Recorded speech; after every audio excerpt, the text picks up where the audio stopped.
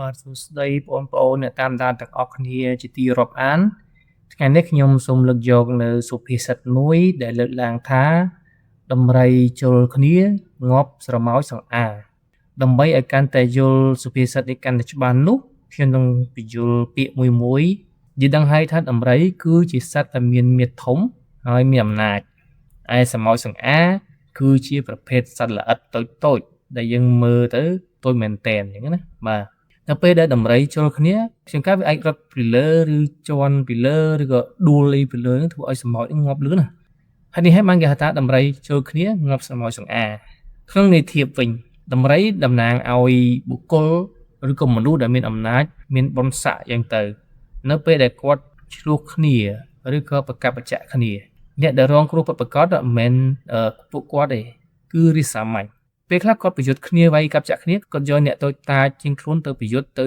វាយគ្នាជំនួសគាត់អញ្ចឹងទៅជាងនៅពេលដែលបាត់បង់ឬស្លាប់អីគឺរាជសាមញ្ញនោះឯង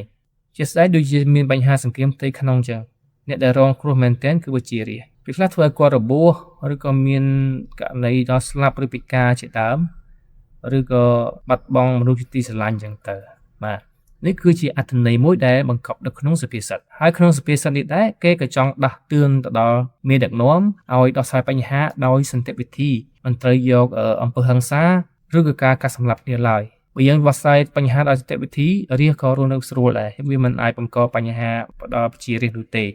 សរុបមកសុភាសិតនេះពិតជាបង្កប់នៅតម្លៃអប់រំហើយក៏ដូចជាការដាស់តឿនទៅដល់អ្នកដឹកនាំទាំងអស់